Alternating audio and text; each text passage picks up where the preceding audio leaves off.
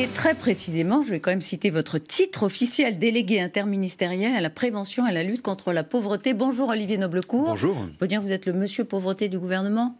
Je suis chargé de piloter la lutte contre la pauvreté, en effet. Merci beaucoup d'être ce matin sur LCI. C'est aujourd'hui la 35e campagne des Restos du Cœur. On parle beaucoup aujourd'hui de cette effervescence sociale, de cette méfiance même des Français à l'égard des politiques sociales. On va en parler puisque c'est vous qui êtes chargé de la mise en œuvre dans la lutte contre la pauvreté. Avant de comprendre dans le détail ce que vous faites, comment ça marche, si ça marche, et comment vous reniflez ce climat, est-ce qu'on peut faire le portrait robot de la pauvreté en France? Est-ce que c'est d'ailleurs très différent selon les régions ou pas? Oui, bien sûr, il y a une grande diversité territoriale, mais ce qui a beaucoup changé, c'est que la pauvreté, elle s'est concentrée sur les âges les plus précoces, donc ce sont les enfants qui sont aujourd'hui les plus concernés par la pauvreté, et puis qu'elle a pris de nouveaux visages, le visage des familles monoparentales, on en parle beaucoup depuis quelques mois, mais ça fait 2 décennies qu'on voit augmenter la pauvreté chez les familles monoparentales, le visage des étudiants, des jeunes, oui, très, très vulnérables, le visage des salariés en situation de pauvreté, on peut travailler et être en même temps en situation de pauvreté, et puis on voit ressurgir des formes de pauvreté dans le grand âge, des personnes âgées qui cumulent souvent la pauvreté monétaire et l'isolement social, avec à la clé de grandes difficultés. D'accord. Le taux de pauvreté s'est établi, je crois, à 14,7% en 2018, on va en reparler. Mais il y a un seuil de pauvreté monétaire, comme vous dites. C'est quoi? C'est 1047 €. C'est 60% du revenu médian, qui en France aujourd'hui est à 1700 €. En fait, il ne faut pas se payer de mots. Nous sommes en échec sur la lutte contre la pauvreté depuis près de 3 décennies. Oui. Ça fait 30 ans que la pauvreté, sous sa forme monétaire, est plutôt stable dans notre pays. On va en parler tout à l'heure, parce que c'est intéressant de comprendre pourquoi ça ne marche pas, Olivier Noblecourt. Mais toujours dans cette idée de caractériser ce dont on parle. Ces hommes et ces femmes, on l'a beaucoup dit il y a un an, ils n'étaient pas sur les ronds-points. Ce n'étaient pas les personnes les plus pauvres qui étaient... C'était des personnes parfois en situation de pauvreté, mais ce n'était pas systématiquement en effet les plus vulnérables, les plus pauvres, parmi les plus pauvres en effet. Parce que ceux qui ont manifesté il y a un an, ils avaient des voitures, ils avaient des problèmes de fin de mois. Le sentiment que finalement le travail ne payait plus, quels que soient les efforts qu'ils pouvaient consentir dans un quotidien qui était difficile, qui les restait bien évidemment, eh bien ils avaient une qualité de vie qui n'était pas au rendez-vous. Mais on a dit que les plus pauvres n'étaient pas venus, oui, parce qu'ils n'étaient pas concernés. Donc depuis... Emmanuel Macron et son gouvernement ont mis 17 milliards d'euros sur la table. Est-ce que ça a atteint les personnes les plus démunies en France? Alors, on dit que non. Ça a d'abord atteint, en effet, la classe moyenne fragilisée, les salariés pauvres, puisque une grande partie des mesures passe par la prime d'activité, qui a fait l'objet d'une revalorisation historique, et qui va, en effet, avoir un impact sur le taux de pauvreté en France. Vous rappelez ce que c'est que la prime d'activité? La prime d'activité, c'est ce qui permet, lorsque vous travaillez en plus d'un revenu très modeste ou d'un minima social, de conserver l'essentiel du gain lié au travail.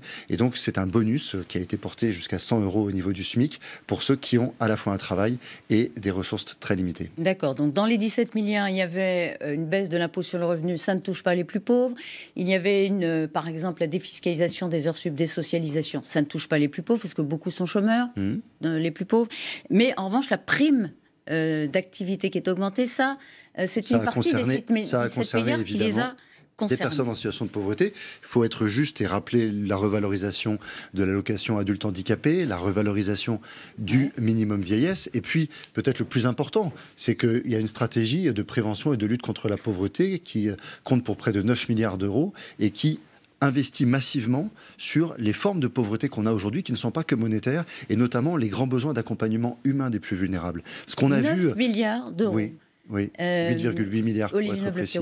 Pour ceux qui disent qu'il n'y a pas d'argent en France, il n'y a pas assez d'argent qui est dédié aux politiques sociales de lutte contre la pauvreté, c'est un démenti, 9 milliards?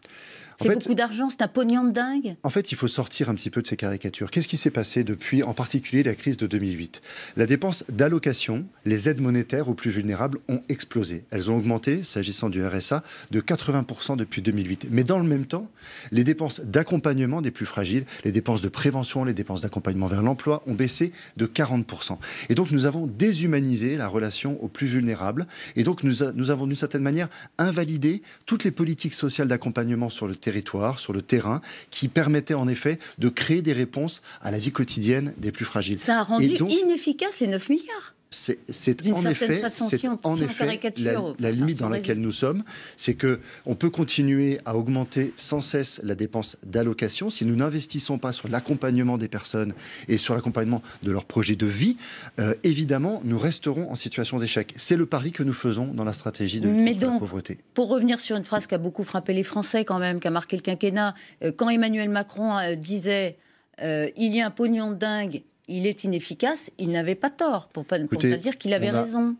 On doit tous avoir l'humilité de reconnaître que nous avons un modèle social qui est plus redistributif que la moyenne, que nous avons un système social qui est plus généreux en termes de part de dépenses publiques consacrées à la solidarité, et nous avons non seulement un taux de pauvreté qui est à une hauteur inacceptable pour un pays aussi riche, mais nous avons des formes de pauvreté qui se durcissent pour les plus fragiles aujourd'hui. La vie quotidienne aujourd'hui des personnes en situation de pauvreté, lorsqu'on regarde la privation à l'alimentation, la privation à la santé, les difficultés d'accès au logement, tout ce que les associations nous disent. Nous sommes aujourd'hui au jour du lancement de la campagne des Restos du Cœur. Les Restos du Cœur aujourd'hui ont une offre d'accompagnement où ils ne se satisfont plus d'apporter des repas, et ils le font par millions, mais ils accompagnent aussi maintenant les personnes dans l'accompagnement et la prévention. Vous dites c'est fondamental. Autrement dit, la France est la 7e puissance du monde.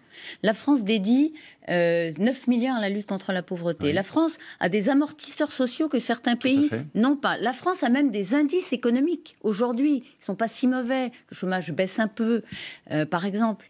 Les emplois sont créés par les entreprises. Et pourtant, la pauvreté n'a pas baissé tout l'enjeu que nous avons en 2018. Aujourd'hui, il y a à la fois une colère sociale, parce qu'il y a une réalité qui est inacceptable pour trop de nos concitoyens, et puis il y a une colère démocratique, parce qu'il y a le sentiment que les politiques publiques sont devenues impuissantes, à la fois à corriger la pente d'une société toujours plus dure pour les plus fragiles, mais aussi à prendre une prise réelle sur la vie quotidienne des gens. Les gens en ont marre d'avoir des effets d'annonce, des plans, des dispositifs, des discours, et finalement que rien ne change dans leur vie quotidienne. Vous parlez de la stratégie, mais moi je vous apporte des réponses, mais je vous dis justement, Madame Martichoux, que depuis le mois de janvier 2019, depuis que la stratégie de prévention et de lutte contre la pauvreté est effective, nous avons aujourd'hui 50 000 solutions d'accompagnement vers l'emploi qui ont été ajoutées dès 2019. Alors, nous avons on a bien 120 000 compris, enfants qui accèdent donner à des de l'argent, ça arrose le sable. Vous dites qu'il faut impérativement que ça soit accompagné. Ne me faites pas dire ce que je n'ai pas dit. Je ne dis pas que ça arrose le sable. Ne donner que de l'argent, ça arrose le sable. Nous ne pouvons pas considérer que l'aide monétaire, c'est le solde de tout compte de la solidarité publique. Et en fait, on doit être dans une société où on réinvestit dans ce qui est l'objectif pour sortir de la pauvreté des plus vulnérables, c'est d'abord de retrouver le marché du travail. Et donc, pour cela, il faut travailler avec les acteurs de terrain, avec les départements, avec les associations. Il faut financer la création de postes. C'est évidemment plus difficile, plus exigeant que de dire simplement qu'on va augmenter telle ou telle prestation. Ça prend plus de temps. Aujourd'hui, quelques mois après l'entrée effective de la stratégie de lutte contre la pauvreté, sa mise en œuvre, nous avons 11 000 acteurs qui sont mobilisés sur le terrain. Tous les départements de France se sont engagés. Mais qui font quoi, pardon? Ils portent des solutions d'accompagnement vers l'emploi, par exemple. 50 000 personnes en plus. Soyons extrêmement concrets. Aujourd'hui, quand vous êtes allocataire du RSA, 6 mois après l'entrée dans le RSA, pour un allocataire sur 2, vous n'avez aucun accompagnement. Nous nous sommes fixés l'objectif. Et c'est quoi un accompagnement? C'est quelqu'un qui vous aide à trouver un boulot. C'est quelqu'un qui vous aide à faire des démarches, qui vous conseille dans des parcours de formation, qui va vous donner les outils pour affronter un entretien d'embauche. Parce qu'on ne peut pas, sans un accompagnant, en fait, l'allocataire du RSA ne peut pas tout seul se défendre sur le marché du travail. Pour une partie, ils se défendent et ils se débrouillent tout seuls, à peu près la moitié qui sont accompagnés par Pôle emploi.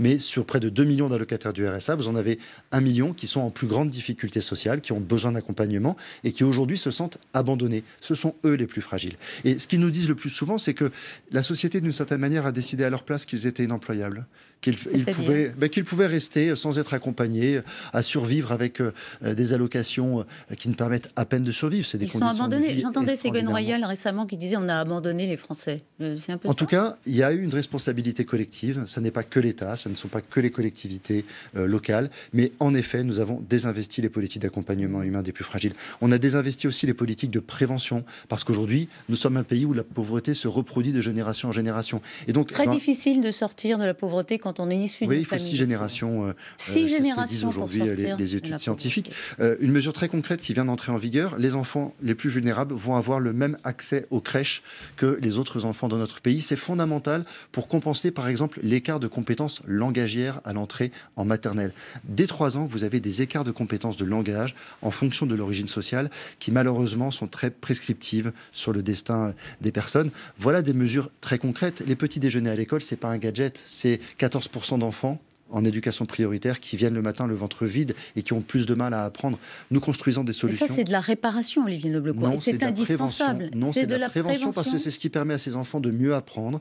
Et vous savez parfaitement que plus leur réussite scolaire sera favorisée, plus évidemment leur destin social sera amélioré. Quand nous créons une obligation de formation, comme ça a été fait il y a quelques mois, pour tous les jeunes jusqu'à 18 ans, ça veut dire que nous nous donnons l'obligation d'accompagner les 60 000 gamins qui aujourd'hui tiennent les barres, comme on dit dans les quartiers, qui sont hors de tout accompagnement, qui ont entre 16 et 18 ans. Nous allons nous donner l'obligation de les remettre dans un parcours de formation. Ça, c'est du concret. C'est un travail de fourmi, c'est beaucoup d'humilité, parce que ça passe par des actions l'action sociale est une école extrêmement micro, qui paraissent insignifiantes, et dont vous dites que c'est comme ça. C'est un peu l'idée que nous disons, c'est qu'il faut réinvestir et que l'État le fasse, des ambitions beaucoup plus élevées en termes de solidarité publique. Par exemple, je disais tout à l'heure que les allocataires du RSA n'étaient plus accompagnés. Nous nous sommes donné l'objectif que 30 jours après l'entrée dans le RSA, tous les allocataires du RSA aient un accompagnement centré vers l'emploi. Nous travaillons à la création d'un service public de l'insertion pour qu'on sorte un petit peu des dispositifs d'insertion qui sont trop éclatés au niveau territorial, auxquels on ne comprend plus rien.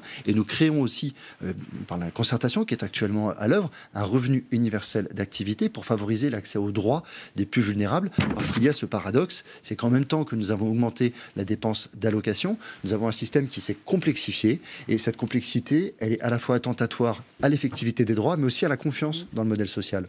J'ai une question sur, vous nous disiez, c'est un peu plus de 1 000 euros aujourd'hui le seuil de pauvreté. Dans la réforme des retraites, est prévue une augmentation du minimum vieillesse qui d'un peu plus de 100 euros pour tous ceux qui en bénéficieront. Ça atteindra la somme de 1 000 euros. C'est le minimum contributif et pas le minimum vieillesse. Le minimum contributif. La différence, pour des personnes qui ont cotisé et qui ont donc des droits complets à la retraite. Mais donc on est en dessous du seuil de pauvreté. Oui, c'est la particularité de notre modèle social français, c'est que comme le seuil de pauvreté, c'est une part relative du revenu médian, il progresse en même temps que le revenu médian.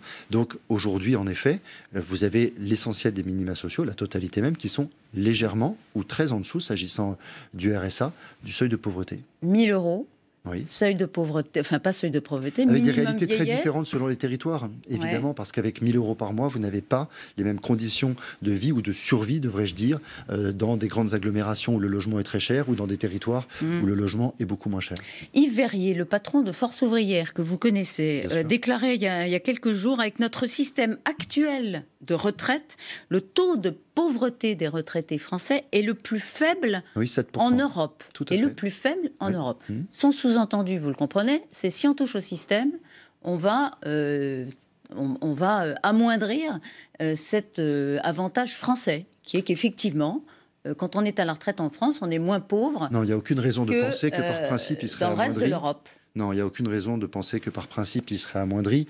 Aujourd'hui, on a un système de retraite d'une grande complexité et qui est lui-même porteur d'un certain nombre d'inégalités. Il y a une réforme qui n'est pas encore arbitrée, qui est en cours, mais c'est la même chose pour les minima sociaux. Vous avez une complexité aujourd'hui qui provient d'une volonté de s'adapter aux situations des personnes, mais qui finalement a créé tellement de règles différentes, des durées de référence qui ne sont pas les mêmes, des prises en charge de ressources qui ne sont pas les mêmes. Si on est en couple, si on a des enfants, à chaque fois les calculs sont différents. Personne n'y comprend rien et tout le monde a le sentiment finalement que ça profite toujours aux autres. Donc il faut avoir aussi le courage de réformer un système dont tout le monde dit en permanence qu'il est trop compliqué et qu'il faut l'améliorer. Et pourquoi on ne l'améliore pas, à votre avis? Mais à mon avis, c'est la bureaucratie, la technocratie. Non, méfions-nous de ce genre de caricature. Il y a une volonté aujourd'hui de réformer le modèle social français et de faire en sorte, que l'effectivité des droits soit plus simple, et deux, qu'on ne se contente pas de régler la question sociale par des prestations monétaires, mais qu'on investisse dans la prévention, parce que la pauvreté aujourd'hui, elle se concentre dans les plus jeunes âges de la vie, et dans l'accompagnement humain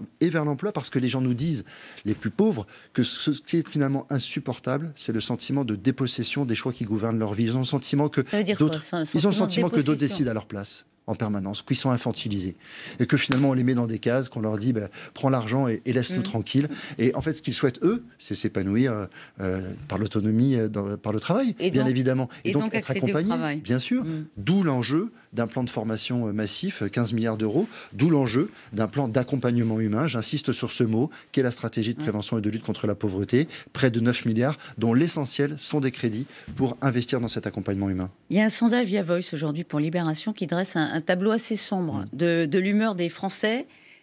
Et ça revient à notre échange. Ils ne crois pas du tout que les politiques publiques aillent dans le sens de l'amélioration de leur situation. Et on sent bien... Est-ce que vous le sentez, vous, ce climat de défiance terrible à l'égard de ce que peuvent dire les responsables publics? Non seulement je le ressens, mais nous l'avons porté dans l'élaboration de la stratégie de lutte contre la pauvreté, et je suis moi-même un ancien élu local, et évidemment, je l'ai moi-même pensé. Donc l'enjeu pour nous, c'est pas de nous satisfaire de grandes déclarations ou de postures, c'est de dire comment on regagne de la confiance. La confiance, ça se mérite en étant capable d'obtenir des résultats. Oui, mais par exemple, vous me dites un plan 2019. Oui. Emmanuel Macron est arrivé en mai 2017. Oui. Le plan démarre en janvier 2019. Tout à fait. Les premiers résultats, vous les attendez quand? Dès cette année, dès 2019, on va pouvoir dire en fin d'année un certain nombre de résultats tangibles. Je vous donne un exemple très concret. On parle souvent des jeunes les plus vulnérables qui sont livrés à eux-mêmes lorsqu'ils sortent de la protection de l'enfance, ce qu'on appelle les sorties sèches de l'aide sociale à l'enfance. Nous avons conventionné avec tous les départements pour mettre un terme à ces sorties sèches dès 2019 et nous rendrons compte au premier trimestre 2020 de la réalité sociale de ces jeunes. Jusqu'à présent, chaque enfant qui sort de l'ASE, oui, nous savons maintenant, nous allons savoir, grâce à la stratégie de lutte contre la pauvreté, ce qu'ils deviennent, et nous allons nous assurer qu'ils ne soient plus relâchés dans la nature. Nous allons savoir aussi comment on combat le fléau du décrochage scolaire et de ces jeunes qui sont en dehors de tout accompagnement. On va vérifier aussi les taux de privation matérielle des enfants. On a aujourd'hui 50 équipes de maraudes dans toutes les métropoles qui travaillent sur les enfants à la rue. On double les financements de la résorption des bidonvilles. Bref, il y a beaucoup de mesures concrètes. Il y a combien de bidonvilles en France? On a 17 métropoles aujourd'hui sur lesquelles on a l'essentiel des bidonvilles. Ça concerne à peu près 15 000 personnes. Bidonvilles dans toutes les métropoles? Presque, malheureusement. C'est plutôt plusieurs petits bidonvilles. Aujourd'hui, vous avez 15 000 personnes qui vivent en bidonville et vous avez surtout 5 000 enfants qui vivent en bidonville. On a fait une priorité absolue sur le fait de sortir ces enfants de ce cadre de vie. Olivier Noblecourt, mais est-ce que vous dites, comme le président Macron, les Français sont trop négatifs?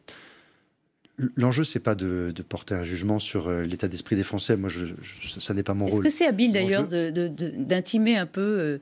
faire une forme d'injonction aux Français, il faudrait penser différemment. Non, mais vous pouvez avoir un avis. Oui, mais je ne suis pas là pour commenter les déclarations du président de la République. Mon enjeu, c'est de faire en sorte que nos concitoyens les plus vulnérables regagnent de la confiance dans l'action publique et considèrent que oui, aujourd'hui... En effet, par l'action, il y a des solutions qui sont construites. Et même, je vais vous dire, qu'on les construit avec eux. Parce qu'une des grandes difficultés de nos politiques sociales, c'est qu'on pense à la place des gens.